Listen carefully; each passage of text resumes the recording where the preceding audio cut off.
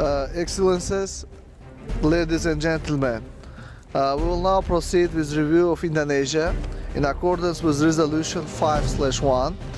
The review is based on the national report, the completion of UN information, and the summary of stakeholders' information, both prepared by the Office of the High Commissioner for Human Rights. I give the floor to the distinguished representative of Marshall Islands by Zoom.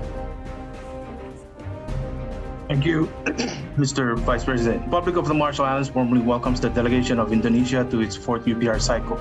We commend Indonesia's ongoing humanitarian efforts during the pandemic, including the disembarkation of over 500 Rohingya refugees. We also commend Indonesia for supporting several recommendations related to West Papua following its last UPR in 2017. We note that while respect for human rights has generally improved in the country, concerns remain about ongoing reports citing abuses and violations. As such, we share concerns of various special rapporteurs on the issue of the human rights situation in the region. Reaffirming the importance of open and constructive engagement and respecting Indonesia's territorial integrity, we offer the following recommendations. 1. Respect, promote, and protect the human rights of all indigenous people in West Papua by ensuring the right to self-determination through inclusive dialogue. 2. Work closely with the OHCHR to commence a visit to the region by the High Commissioner in response to calls from the Pacific Islands Forum and the OACPS. 3. Continue efforts to align its NDCs with the Paris Agreement goal of limiting global warming to 1.5 degrees above the mean. Sorry for disturbing you, because time is over. Distinguished representative of Netherlands, you have the floor. Mr. Vice President, the Kingdom of the Netherlands thanks the delegation of Indonesia for the presentation of its national report. We commend the Indonesian government on the continued efforts to strengthen the rule of law, including the recent passing of the Anti-Sexual Violence Bill. Building on these important efforts, additional measures will be welcomed to ensure full access to justice and further safeguard the prevention of impunity. The Netherlands recommends Indonesia to 1. Continue to investigate human rights abuses, including those in the Papua provinces, and to bring those responsible to justice in a timely and transparent manner. And 2. Refrain from any actions that may constitute harassment, persecution, or undue interference in the work of lawyers and human rights defenders, including their criminal prosecution on grounds such as the expression of critical views. I thank you. I thank you. I give the floor to the distinguished representative of New Zealand. Mr. Vice President, New Zealand welcomes this opportunity for constructive dialogue with Indonesia on human rights. New Zealand commends Indonesia for its efforts to promote and protect human rights, including through its National Human Rights Institution. New Zealand recommends that Indonesia take steps to abolish the use of the death penalty in practice and in law. To ensure the full protection of freedom of religion or belief, New Zealand recommends that Indonesia conduct a review of existing laws and policies to ensure their compatibility with the right to freedom of religion in line with Indonesia's constitution. New Zealand recommends that Indonesia upholds, respects and promotes its human rights obligations in Papua, including freedom of assembly, speech, expression, the press and the rights of women and minorities. New Zealand recommends that Indonesia take steps to eliminate legislation and policies that discriminate on the basis of sexual orientation, gender, or that criminalise sexual relations among persons of the same sex. Thank you.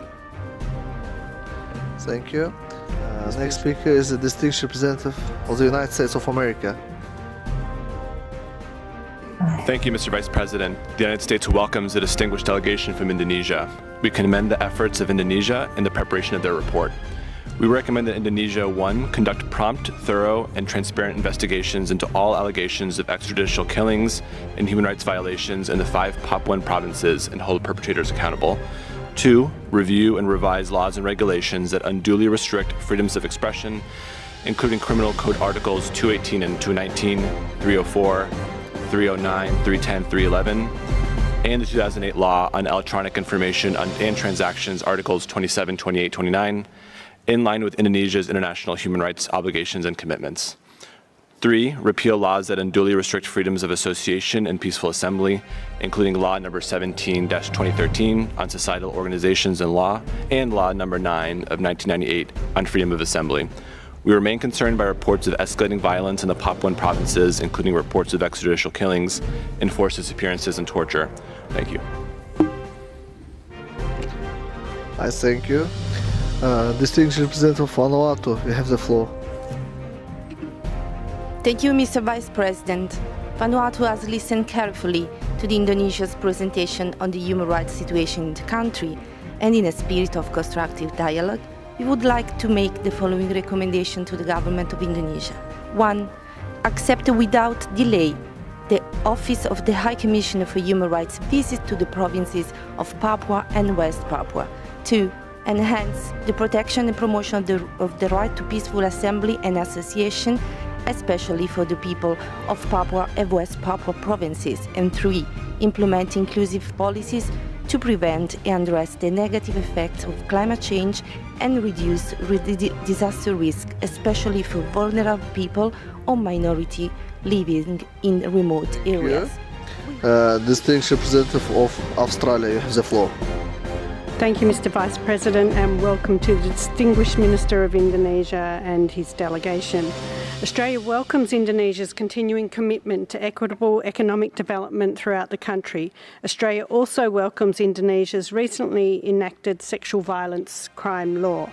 Australia recommends that Indonesia establish a formal moratorium on the use of the death penalty and in the interim enhance safeguards including adequate legal representation for cases attracting the death penalty, non-application of the death penalty to those with mental illness. 2. Ensure criminal code revisions and law reforms accord with international laws and obligations. 3. Uphold the rights to freedom of expression, assembly and religion or belief. Prevent discrimination on any grounds including disability, sexual orientation, gender identity and intersex status. Enhance efforts to reduce violence against women and girls.